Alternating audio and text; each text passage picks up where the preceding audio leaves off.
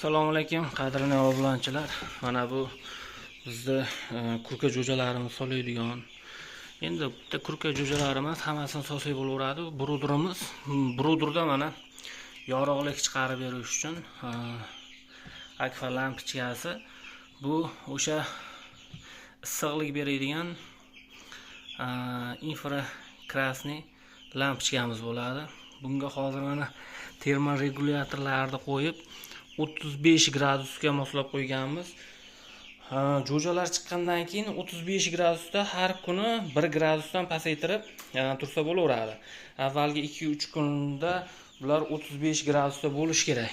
Chunki o'zini quritib, o'zini eplab olgani anaqa bo'lish kerak. Mana bruderimiz hamyog'i berk. Endi qo'lda yasalgan bruder. Buni ichiga solganimizdan keyin har kuni 1 gradusdan pasaytirib turamiz. 2-3 kun. Bu endi bu kurka jo'jalariga nima berish kerak? Bular qanday boqilish kerak? Bularni keyingi videolarda qo'yib boramiz.